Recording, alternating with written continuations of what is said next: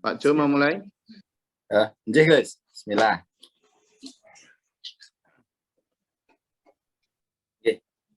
Baik, Glory, dulur-dulur, saya akan memulai pembahasan dari ayat 1 sampai dengan 7. A'udzubillahi minasyaitonirrajim. Bismillahirrahmanirrahim.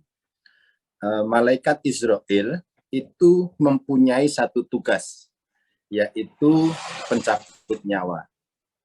Dalam menjalankan tugas ini, ada dua cara, yaitu mencabut nyawa dengan cara keras dan mencabut nyawa dengan cara yang lemah lembut. Malaikat ini adalah petugas yang tidak memiliki kuasa, sehingga cara mencabut pun tergantung kepada kuasa Allah, apakah dengan keras ataukah dengan lemah lembut. Yang paling lembut dicabut nyawanya itu adalah Rasulullah Shallallahu Alaihi Wasallam. Saat malaikat Israel mencabut nyawa Rasulullah, didampingi oleh malaikat Jibril. Malaikat Jibril sampai memalingkan mukanya karena nggak tega melihatnya. Padahal Rasulullah cara mencabut nyawanya sudah dilembutkan 70 kali lebih ringan daripada manusia biasa. Maka dari itu, kriteria yang dilemah lembutkan cara mencabut nyawanya adalah siapa nanti yang mengikuti ajaran Rasulullah. Kehidupan kita ini sering kontradiktif. Di satu sisi kita mengharapkan syafaat Rasulullah Muhammad SAW. Akan tetapi cara hidupnya itu menginginkan seperti Nabi Sulaiman. Anehnya manusia tidak terlalu kopen atau perhatian dengan permasalahan ini. Padahal ini adalah sesuatu yang pasti kita alami. Harapan Rasulullah kepada umatnya adalah membaca Al-Quran dan mengamalkannya. Tidak ada artinya hafal Al-Quran, akan tetapi cara hidupnya jauh dari tuntunan Al-Quran. Dan kita tidak ada pilihan lain kecuali memilih malaikat Israel mencabut nyawa kita dengan lemah lembut. Dengan seperti yang di atas lagi, mengikuti apa yang dicontohkan oleh Rasulullah Muhammad SAW. Harus benar-benar memilih mencabut nyawa dengan yang lemah lembut. Hal ini yang harus kita pahami. Hal lain juga yang harus kita pahami adalah kesibukan riwa-riwinya malaikat di sekitar kita. Contoh, masalah malaikat Israel itu menyambangi kita dalam setiap hari 24 jam itu adalah 70 kali. Akan tetapi kita tidak merasa, bahkan kita merasa aman-aman saja. Padahal malaikat Israel itu tidak ada pilihan lain, kalau sudah diperintah oleh Allah, dia akan menjalankannya. Kemudian juga malaikat Mikail, bagaimana sibuknya membagi rezeki kepada semua makhluk yang ada di dunia ini. Kemudian juga malaikat Raqib dan Atid yang mencatat semua amal perbuatan baik dan perbuatan jelek kita. Mereka semua sibuk, maka dari itu kita harus memahami hal tersebut. Al-Quran mengajak kita untuk menyadari bahwa hidup ini tidak hanya yang terlihat saja, akan tetapi ada yang tidak tampak yang harus kita imani. Orang yang beriman adalah percaya kepada yang gaib. Untuk mempertebal keimanan kita, dirikanlah sholat dan infakkanlah sebagian rezeki yang telah Allah berikan. Demikian Gus Lori dan dulur-dulur ayat 1 sampai 7. Barangkali ada yang bisa menyempurnakan lagi, monggo matur suwun. Shadaqallahu adzim.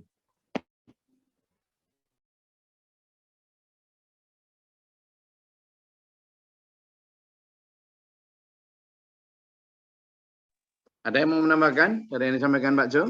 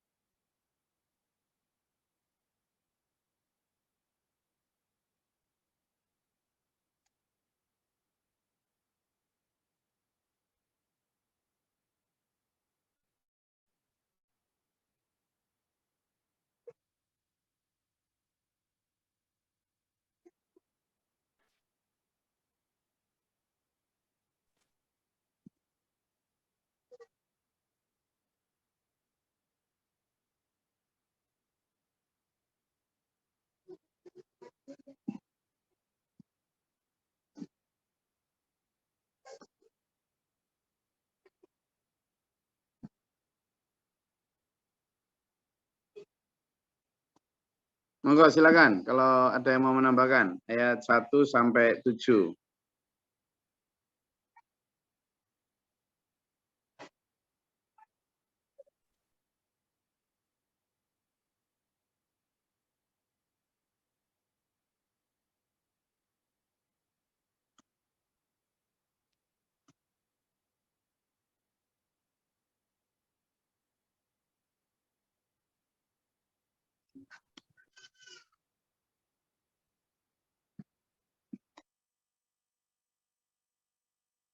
Oke, selanjutnya ayat 8 sampai 14 ya.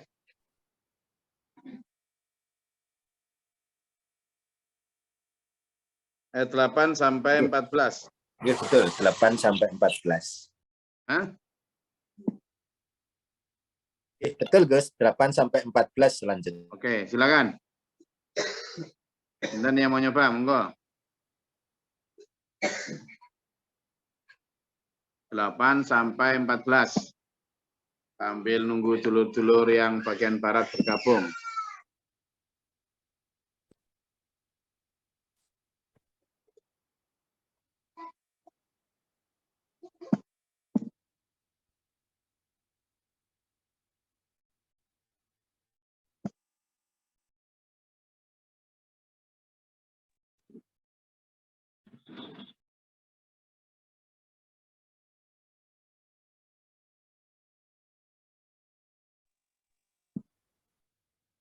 A'udzubillahi minasyaitonirrajim. Bismillahirrahmanirrahim.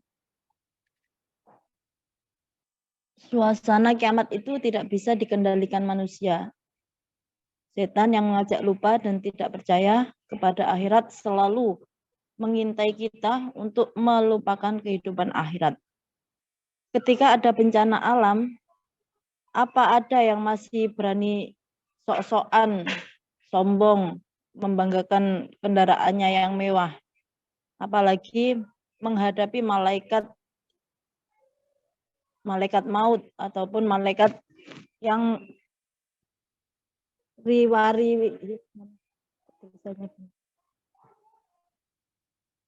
Poin selanjutnya, sangkakala ditiup 2-3 kali. Tiupan pertama menghancurkan seluruh alam raya ini. Yang kedua, tiupan kedua itu mematikan semua makhluk, termasuk para malaikat juga dimatikan semuanya. Yang ketiga, tiupan menghidupkan dan memanggil seluruh makhluk untuk menghadap Allah kembali. Apapun persoalan di muka bumi, tidak ada apa-apanya dibanding dengan persoalan yang akan kita hadapi nanti di hari kiamat.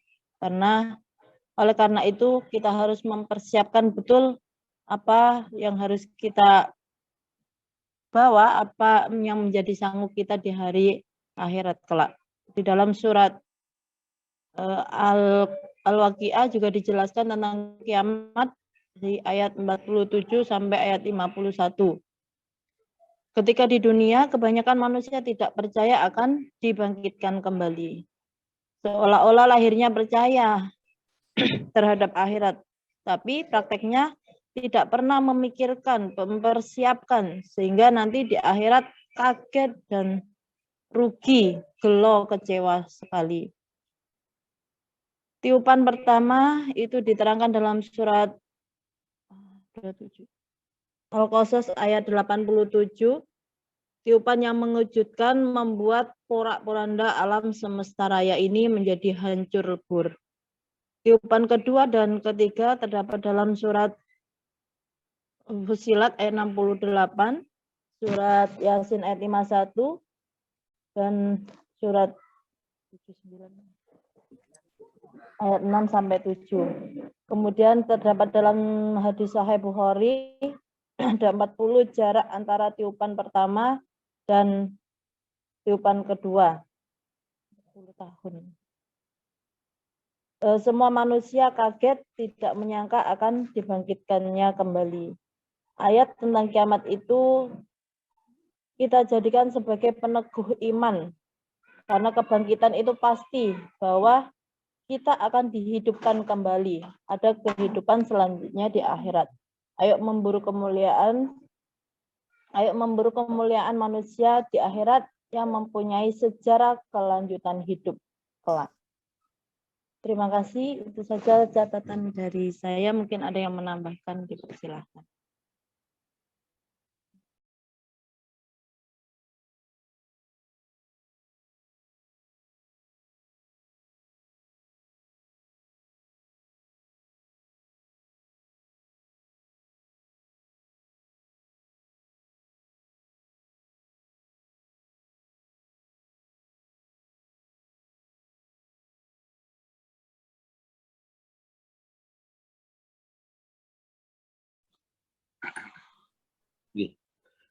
Sedikit menambahkan Mbak Umiana dan dulur-dulur bahwa ada dua pendapat tentang sangkakala ditiup. Ada yang berpendapat 2 kali dan ada yang berpendapat 3 kali. Yang berpendapat 3 kali bahwa tiupan pertama itu akan hancur semuanya. Itu dijelaskan dalam Quran surat An-Naml ayat 87. Kemudian tiupan kedua itu mematikan semua makhluk termasuk malaikat. Itu di dalam Quran surat Az-Zumar ayat 69. Kemudian tiupan yang ketiga, seluruh nyawa dikembalikan dan menghadap Allah. Itu dalam Quran surat Yasin ayat 51. Selanjutnya yang berpendapat bahwa sangkakala itu ditiup 2 kali, bahwa tiupan pertama itu menghancurkan dan mematikan semua makhluk. Kemudian tiupan kedua adalah menghidupkan kembali dan menggiring manusia menghadap Allah. Itu dalam Quran surat An-Naziat ayat 6 dan 7. Terakhir ditegaskan bahwa ayat-ayat ini harusnya memantapkan kita, mempertebal keyakinan kita bahwa kebangkitan itu pasti terjadi. Demikian sedikit tambahan. Matur suwun.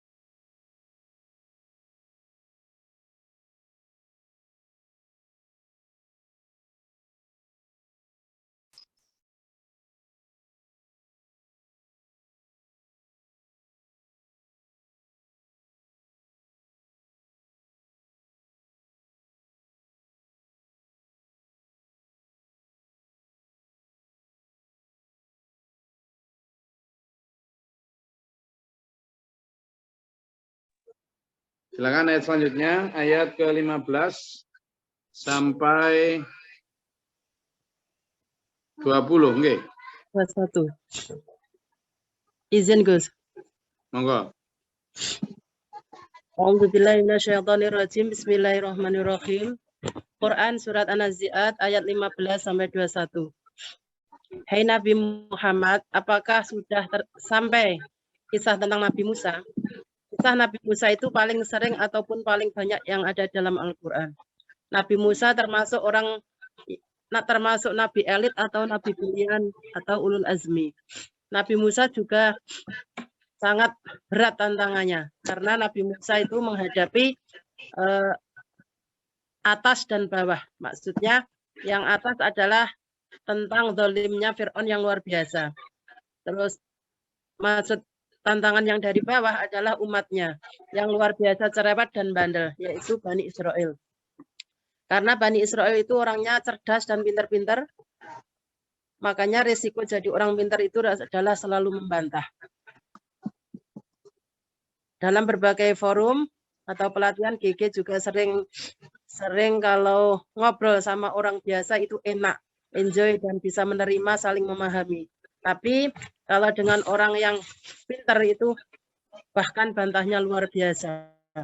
Dia juga sok tahu, tidak mau menyadari kekurangannya. Untuk selanjutnya, GG menjelaskan tentang kisah Nabi Musa.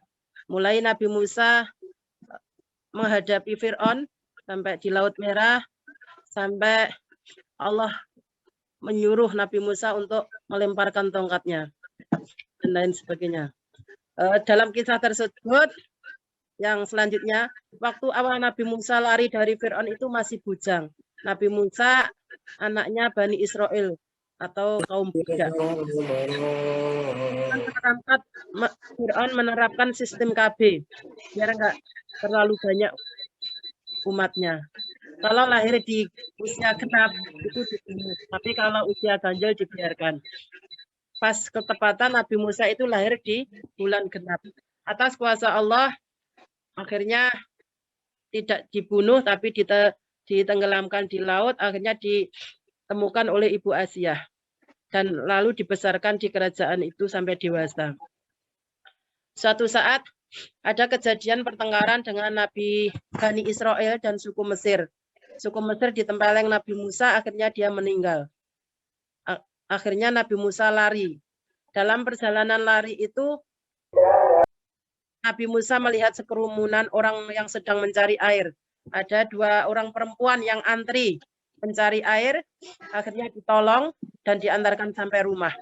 Ternyata 2 perempuan tadi adalah anak Nabi Syuaib.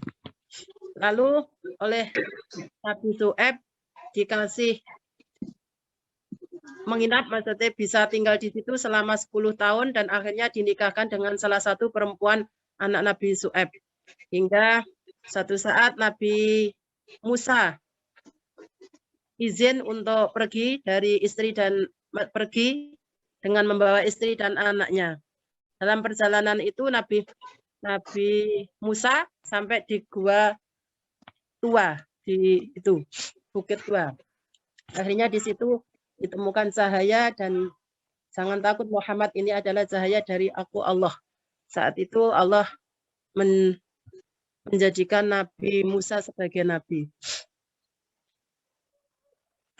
Untuk selanjutnya yang bisa disimpulkan dari kisah Nabi Musa adalah yang satu, ayo berdakwah meskipun risiko kita akan dihina, dijauhi teman dan diolok-olok. Yang kedua, bahwa kesabaran itu akan membuahkan hasil. Yang ketiga, seperti apapun mukjizat yang Allah berikan, tetap saja mereka durhaka. Bahkan hidayah itu sulit. Makanya kalau datang hidayah harus bersyukur. Karena meskipun sudah diturunkan malaikat atau bumi dibelah pun, atau orang mati dihidupkan kembali, itu loh. Kalau nggak dapat hidayah ya nggak percaya. Kira sihir atau mainan belaka. Mungkin itu yang bisa catatan kami. Mohon maaf. Assalamualaikum warahmatullahi wabarakatuh.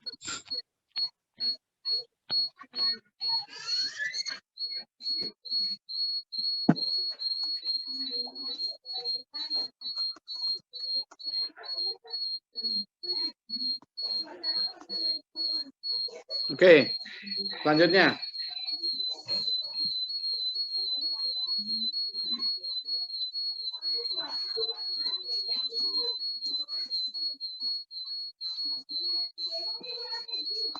Silakan.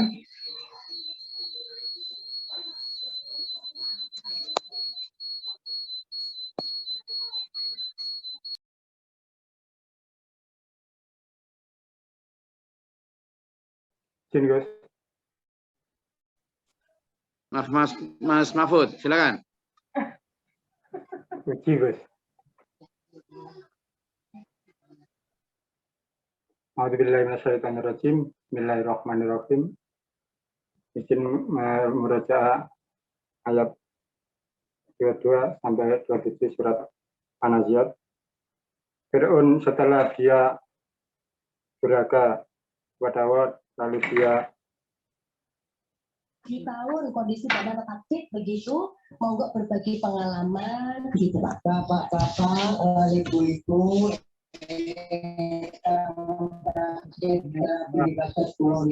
monggo minum sing pandanus biar sehat kabeh keluarga. Akan seperti itu.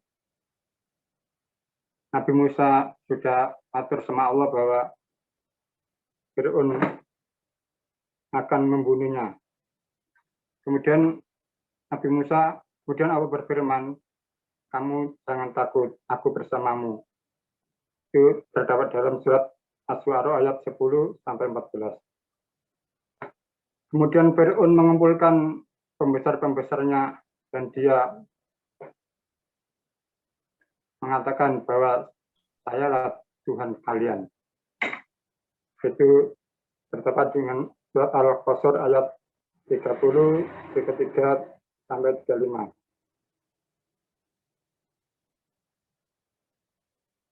Selain takut diperintah dakwah kepada Fir'aun, Nabi Musa juga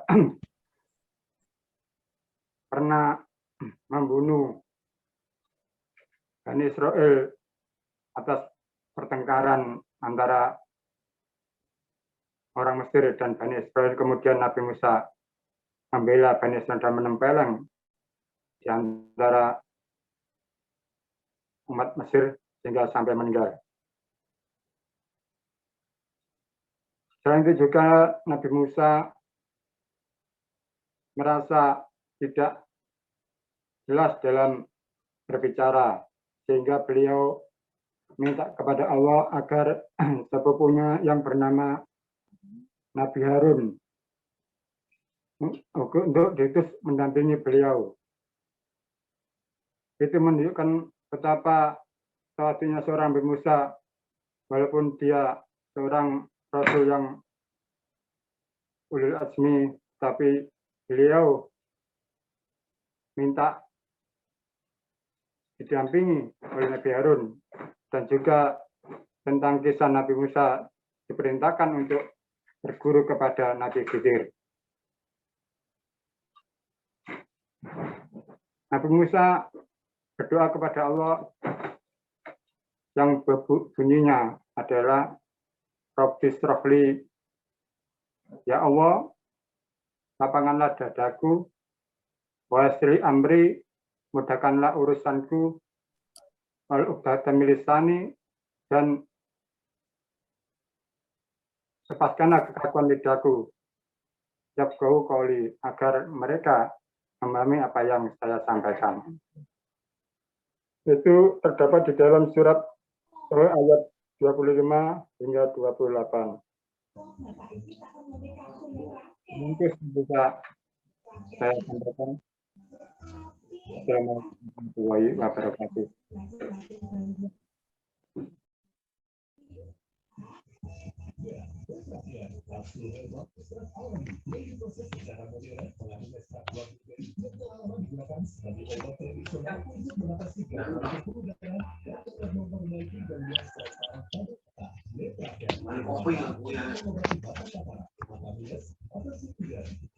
Oke, lanjut. Ayat 21 ya. Ayat 28 sampai 33. Silakan.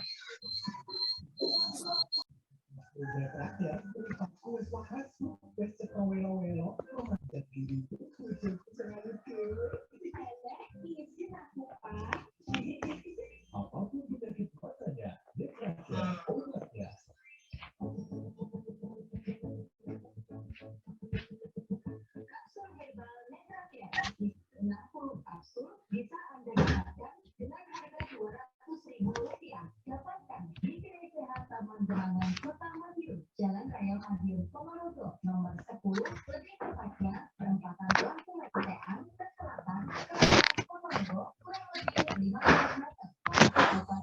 Silakan 28 sampai 33. Kecamatan Balirjo Madiun, Jalan Raya Madiun Jaluran, Ruko Pasar Karangmalang, Barat BRI Pasar Karangmalang, Balirjo Madiun, Gerek Sehat Kecamatan Barat Magetan, Jalan Raya Pasar Legi ke utara 500 meter, pas depan SDRI Manggi Barat Magetan, Gerek Sehat Milir Kecamatan Deloko Madiun, Jalan Raya Milir Ponorogo, pas depan Pasar Milir sebelah Bakso Granat Kecamatan Deloko Kabupaten Madiun, Gerek Sehat Magetan Kota, Jalan Cutnyadin nomor 88, Desa Ringin Agung, Bukul Tulu, belakang lingkungan industri kulit Magetan Kota.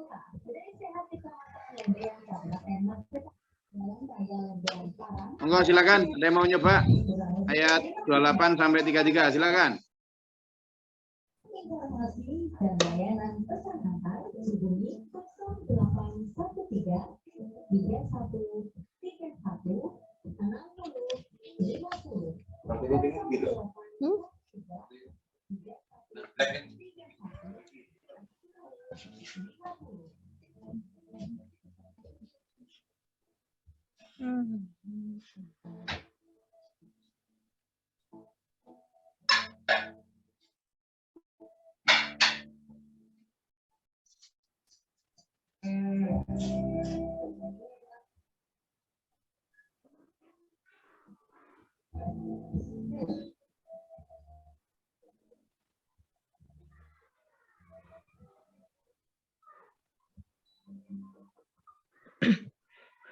A'udzubillahi minasyaitonirrajim. Bismillahirrahmanirrahim. Adalah bahwa manusia nanti itu akan dijerumuskan oleh kesombongan. Kita ambil di Fir'aun harus kita perhatikan.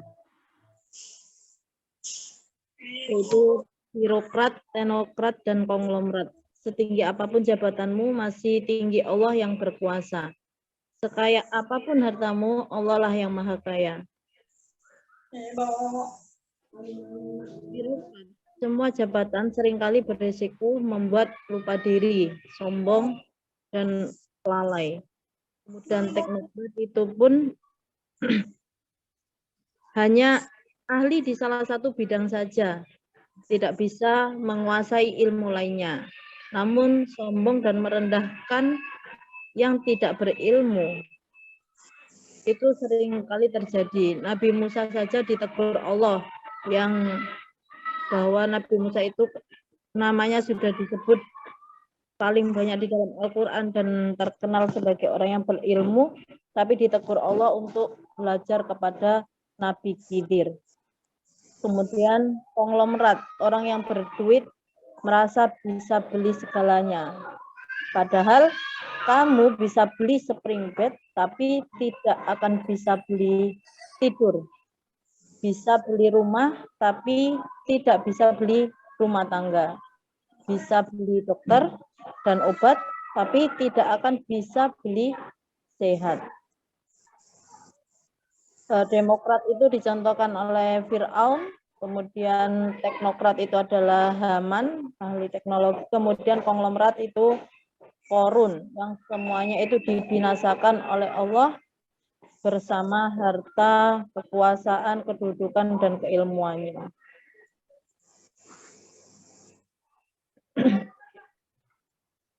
Tentang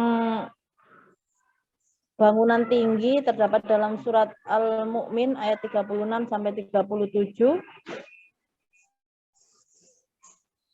Yang artinya, dan Fir'aun berkata, wahai Haman, buatkanlah untukku sebuah bangunan yang tinggi agar aku sampai ke pintu-pintu. Ayat 36. Ayat 37, yaitu pintu-pintu langit agar aku dapat melihat Tuhannya Musa. Tetapi aku tetap memandangnya sebagai seorang pendusta. Dan demikianlah dijadikan terasa indah bagi Fir'aun perbuatan buruknya itu, dan dia tertutup dari jalan yang benar. Dan tipu daya Fir'aun itu tidak lain hanyalah membawa kerugian. Ayat 37.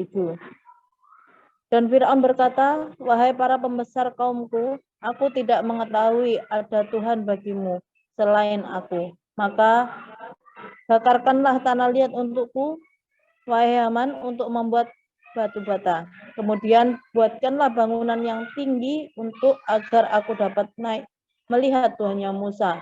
Dan aku yakin bahwa dia termasuk orang yang pendusta. Surat Al-Qasas ayat 38. Referensi ayat juga terdapat dalam surat Al-Ankabut dan beberapa surat lainnya. Mohon maaf, mungkin catatan saya terpotong sampai di sini, yang lain mungkin bisa menambahkan. Terima kasih.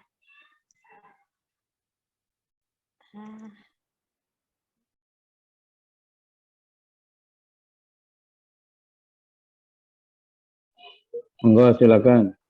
Ada yang mau menambahkan?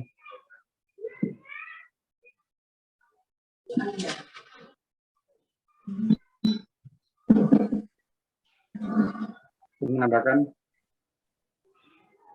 Fir'aun bisa saja mengaku Tuhan, tetapi Fir'aun tidak bisa menjadikan siang dan malam. Demikian. Oke, selanjutnya ayat 29. Ayat 34 sampai 41. Silakan. 34 sampai 41.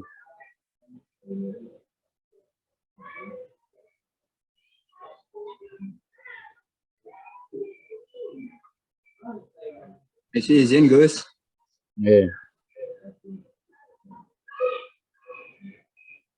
Silakan. Bismillahirrahmanirrahim. Surat An-Naziat ayat 34 sampai 41. Beliau Gus Glory menjelaskan, jika kiamat itu dianggap sebagai malapetaka, qaumatil kubro, maka petaka yang besar memang iya. Kita kemarin sudah membahas tentang ilustrasi bayangan pada saat itulah terjadi bencana yang sangat besar atau bencana yang luar biasa. Nah, sebenarnya kalau kita dan sampean mendengar soal kiamat, pikiran kita atau benak kita tentang kiamat atau qaumatil kubro tersebut, itu apa sebenarnya yang kita bayangkan, yang harus kita teliti dalam diri kita. Nah, sehingga pada saat itulah kemudian manusia lalu bayangannya tentang hari-hari atau waktu di dunianya itu, atau semua yang dulu dilakukan begini begitu, kayak diputar kembali seperti hanya CCTV yang diputar kembali, sehingga kelihatan semua apa yang telah dilakukan pada saat di dunia ini. Tapi saat itu dunia sudah telat, tidak manfaat sama sekali, sudah vonis ketika pertemuan tersebut, sehingga pada saat trompet ditiup, don begitu, sudah tidak bisa apa-apa. Manusia sudah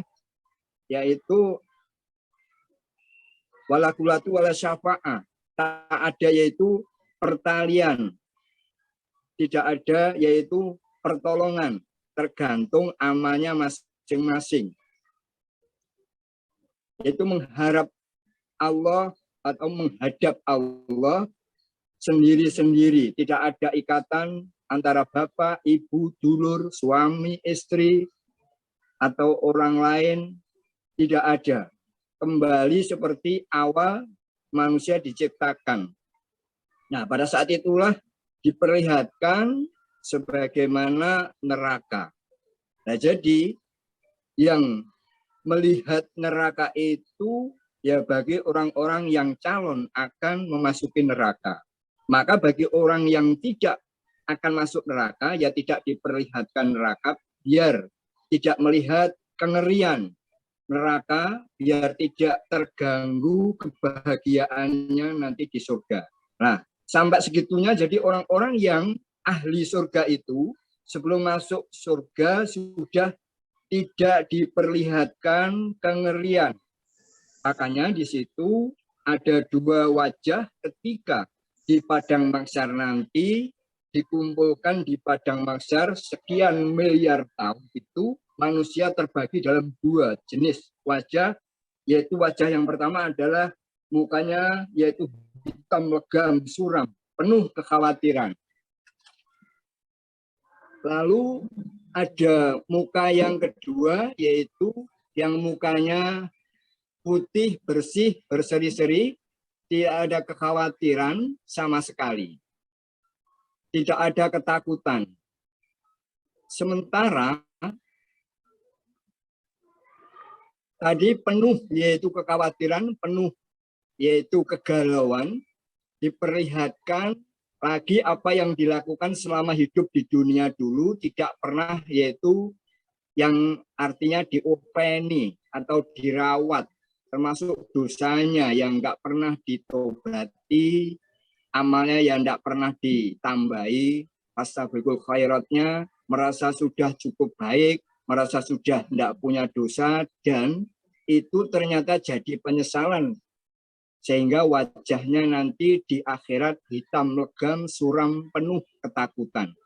Sementara orang ketika di dunia selalu yaitu meneliti dosanya, meminta ampun, berlomba mendapatkan kebaikan, menahan diri, itu nanti di akhirat mukanya berseri-seri ataupun putih, bersinar wajahnya. Maka bagi yang selama ini hanya mementingkan kehidupan dunia, maka di akhirat neraka jahimlah tempat tinggal. Ini siapa yang jelas yang kemarin didawahkan Gus Glory dawuh yang ngomong, yang menyampaikan dalam surat An-Nazi'at ayat 38-39 ini, yang berfirman adalah Allah. Sudah nggak usah yaitu nunggu ahli tafsir yang viral, nggak usah nunggu ahli lulusan Mesir, lulusan Kairo, atau lulusan zaman. Sampean dan kulo sendiri ini aja, ya coba dibaca dengan seksama bahwa di ayat 38 gimana ini. Hingga saya mau sebagaimana Gus Glory meminta kepada para peserta untuk menyampaikan pendapatnya di dalam surat An-Nazi'at ayat yang ke-38-39 ini. Yang pertama pendapat Pak Warso. Saya terus terang kurang begitu mengikuti dengan jelas. Kemudian yang kedua pendapat Pak Juwarno bahwa orang yang hanya mengutamakan kepentingan dunia, tidak memperhitungkan kehidupan akhirat, maka neraka jahimlah tempat tinggal. Kemudian Mbak Fadilah, ya memang sebagai fakta bahwa tidak bisa dipungkiri manusia hanya bisa melihat kehidupan dunia saja karena akhirat tidak kelihatan.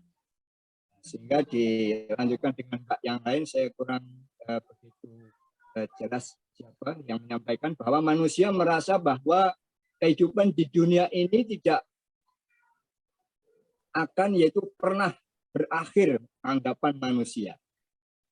Nah, sehingga manusia lebih mementingkan kehidupan dunia. Maka manusia tidak bisa yaitu mengontrol hawa nafsu. Kemudian dari Pak Warso, ya, yang menyampaikan bahwa ini semua termasuk saya sendiri juga terkena hal yang disampaikan beliau Bapak Warso. Biasanya hanya keluarga utama lah yang mungkin tidak terkena dampak daripada kehidupan dunia, mengutamakan dunia ini khususnya.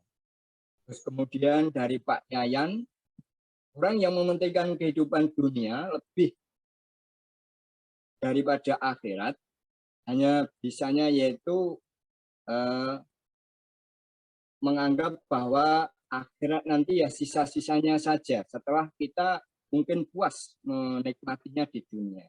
Kemudian pendapat berikut dari Mas Siswanto Jonegoro mengingatkan kita bahwa sesuai dengan pelajaran Bapak Guru, diingatkan kita bersama bahwa kehidupan dunia ini hanyalah 1%, sedangkan kehidupan di akhirat 99%.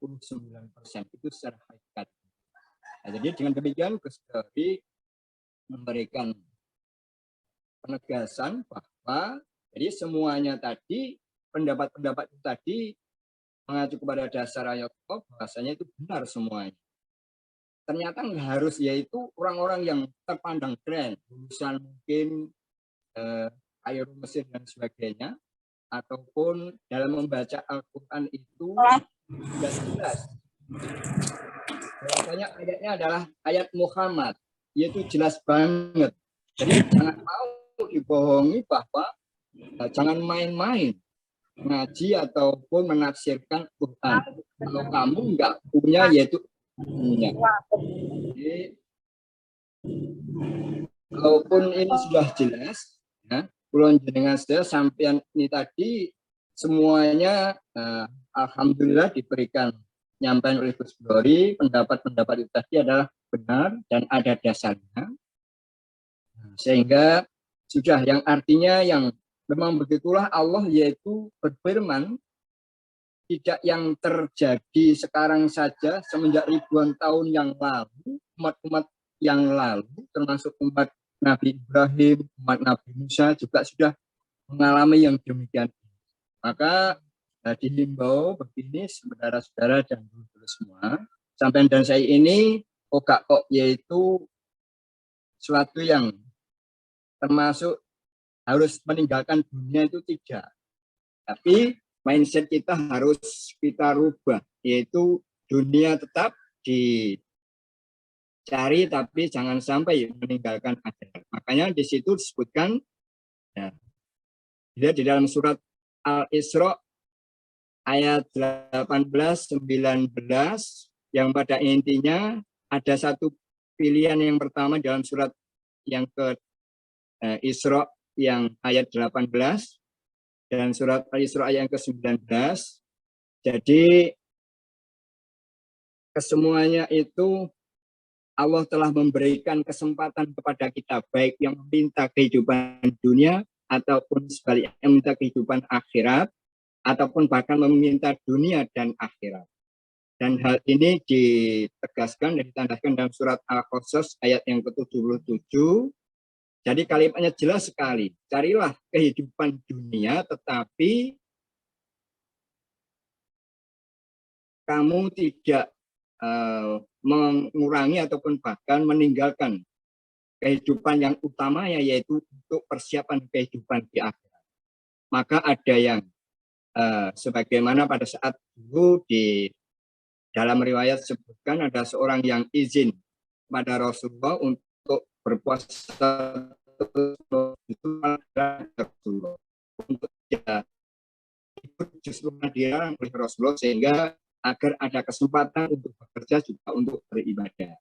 Jadi kita semua harus sebagaimana mengacu kepada Bapak Guru, kalau beli sapi pasti katutan tampar, sehingga kalau beli tampar tidak akan katutan sapi.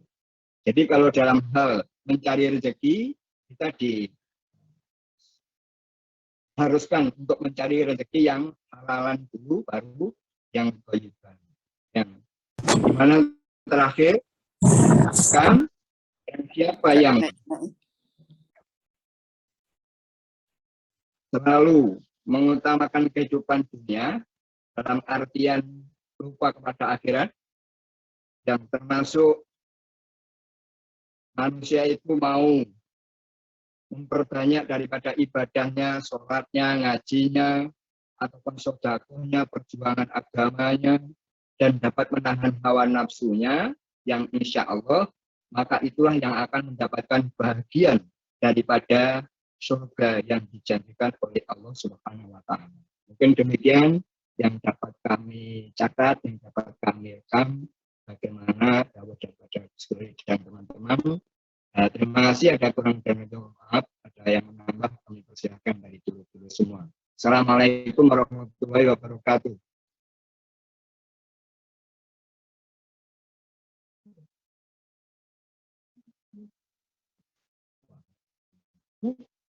Wahyu.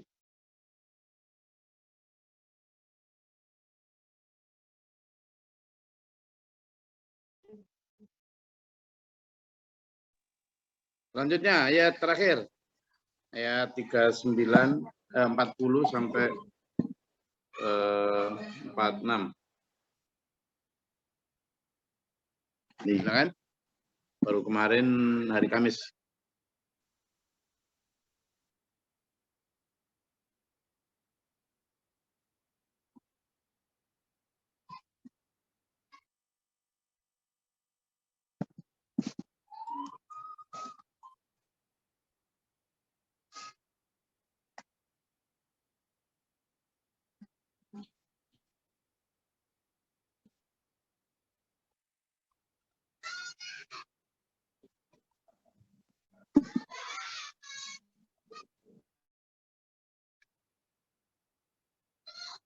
Monggo silakan.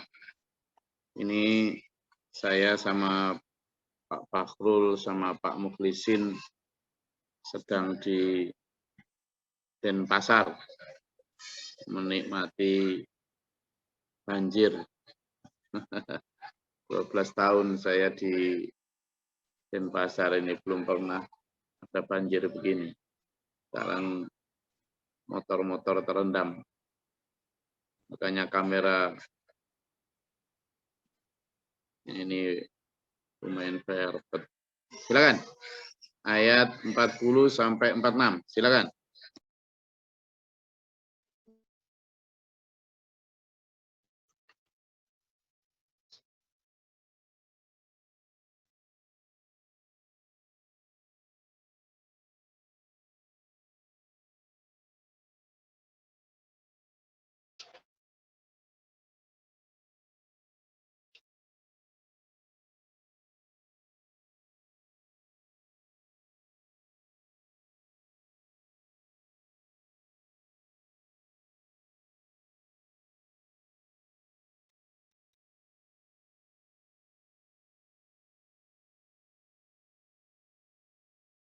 Monggo. Siapa?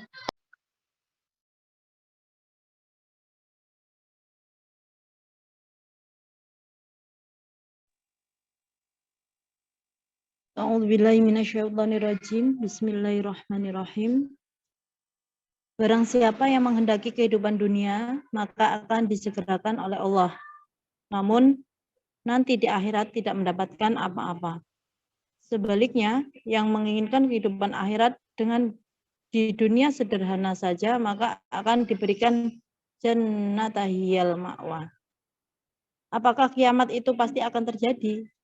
Kapan kiamat itu datang? Itu pertanyaan yang masih sering terjadi, sering kita dengarkan. Kemudian bahkan dalam hadis juga diterangkan karena ada sahabat yang bertanya, kapan kiamat datang ya Rasulullah, sampai 3 kali. Lalu Rasulullah menjawab, kenapa kamu kok menanyakan kiamat? Apa persiapan kamu? Dia tidak mengembanggakan sholatnya atau ibadahnya, akan tapi dia mengaku cinta kepada Rasulullah. Jadi cinta Rasul yang dimaksud adalah orang yang ahlus sunnah wal jamaah, yang mengikuti Rasulullah, baik dalam hal perangnya, jihadnya, ataupun ibadahnya sehari-hari, itu mengikuti, mencontoh Rasulullah, tidak hanya sekedar aku-akuan saja.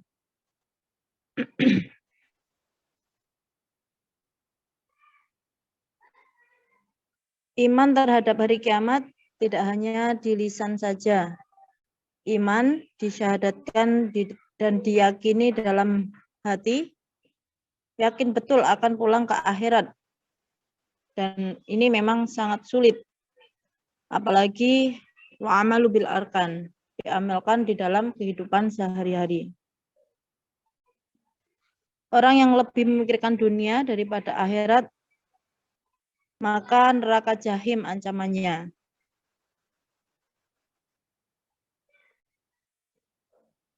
Yang dinamakan lebih itu ya memikirkan, bukan sama sekali tidak memikirkannya. Memikirkan saja tidak, apalagi berusaha untuk menggapai kehidupan akhirat itu. Itu yang terjadi sekarang. Kemudian dalam surat Al-Qasas ayat 77, bagi yang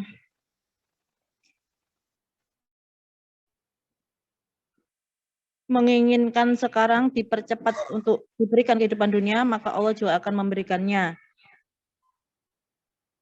Dan bagi yang mau menahan nafsunya agar diberikan besok di akhirat, maka Allah juga akan memberikan kehidupan di akhirat yang lebih layak, yaitu berupa jannatil ma'wa.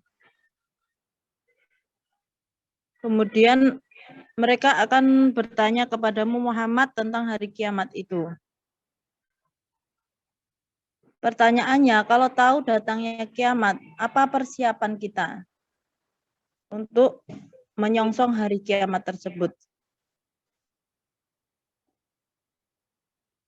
Kemudian ditegaskan dalam surat An-Nazi'at ayat 45, katakan tugasmu hanya memberi peringatan, bukan menyelenggarakan hari kiamat.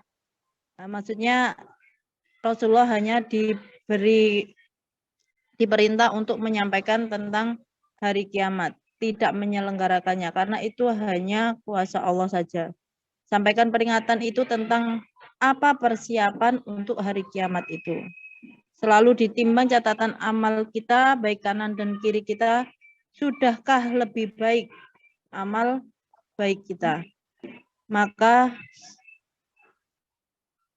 kita diminta untuk selalu hasibu anfusakum qabla an tuhasabu, selalu menghisap diri kita apakah sudah cukup amal kita nanti. Banyak clue atau ciri-ciri atau syarat untuk mempersiapkan kehidupan akhirat yang terdapat di dalam Al-Quran.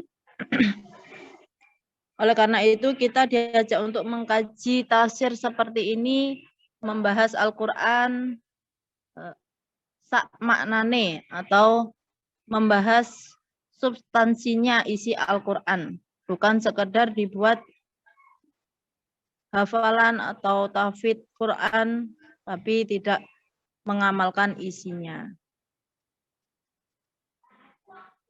Itu saja catatan dari kami. Mungkin yang lain bisa menambahkan. Terima kasih.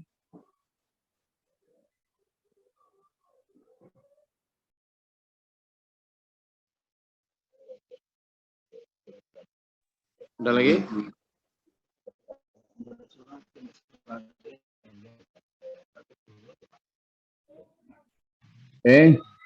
Jadi itu yang bisa kita pelajari dari ayat 1 sampai ayat 46 surat An-Nazi'ah, dan insya Allah di ayat-ayat terakhir dari surat An-Nazi'ah itu memberi kita kesadaran penuh bahwa ternyata banyak hal yang kita masih belum sadari sebagai sebuah kesalahan arah dari hidup kita.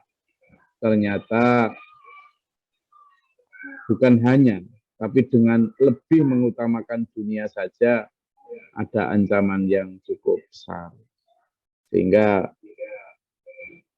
harapannya dengan memahami lebih dalam ayat 1 sampai 46 surat An-Nazi'ah, terutama ayat-ayat yang sifatnya opsional, pilihan 3839 dibanding dengan 4041, itu menjadikan kita segera berbenah tuh, sadar diri, oh ternyata kehidupanku selama ini keliru. Yang kedua, dengan mempelajari ayat demi ayat secara maknawi, kita sendiri juga tahu dengan mata kepala sendiri, membaca sendiri, mencoba berdiskusi, lalu mengambil kesimpulan secara bersama dengan memakai hati, tidak saja ilmu yang tinggi, itu akan membuat kita makin dalam di dalam memahami Islam. Jika ada suara-suara misalnya, woi, ngaji di SPMA itu kejeron, terlalu dalam, terlalu tinggi, terlalu ekstrim. Sebenarnya bukan karena materi kajiannya yang dalam, ekstrim, atau kejeron, ketinggian, bukan. Ya berarti selama ini kita yang nggak masuk, nggak makan isinya. Kita selama ini berarti ngaji hanya ada di berputar-putar di kulit. Berputar-putar yang hanya cocok dengan nafsu kita. Sementara yang inti, yang substantif, yang core of the core-nya, kita hindari. Kenapa? Karena tidak cocok dengan nafsu. Padahal Quran itu sudah mewarning sejak awal kepada kita bahwa asa an tuhibbu syai'a wa huwa syarrul lakum. Bisa jadi apa yang kamu cintai itu tidak baik untukmu, sebaliknya. Asa an takrahu syai'a wa huwa khairul lakum. Apa yang tidak kamu suka itu bisa jadi adalah baik untukmu. Sehingga ketika kita dihadapkan pada materi kajian yang kemudian tidak cocok dengan nafsu atau tidak sesuai dengan mainstream, arus utama, jangan lalu ditinggal pergi. Bisa jadi apa yang tidak cocok itu sebenarnya justru benar dan menyelamatkan. Gitu ya. Saya rasa itu kajian kita pada pagi hari ini. Sehat semua dulur, dimanapun memang sedang curah hujan tinggi, sehingga tidak usah menyalahkan si A si B, kita fokus saja pada kesalahan diri masing-masing. Dari itu semoga Allah merahmati kita, memberi kita hidayah untuk tahu kesalahan kita, menobatinya sehingga wafat dalam keadaan suci dari dosa, husnul khatimah. Min Allahumma sholli wa sallim barik. Allahumma fir lil mu'minin wal mu'minat muslimin.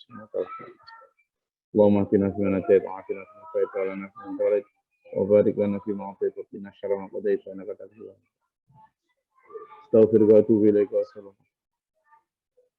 Allahumma da'ana bala wal waba wa tuhassin min sinajihi. Rabbana la taj'alna fi qawmin zalimin wa marfa' darajatana. Rabbana man faktubna ma syahidin rabbana la tuzigh qulubana ba'da idh hadaytana wa hab lana min ladunka rahmah innaka Rabbi a'udzu bika min hamazati syaitan wa a'udzu bika rabbi ya'budu.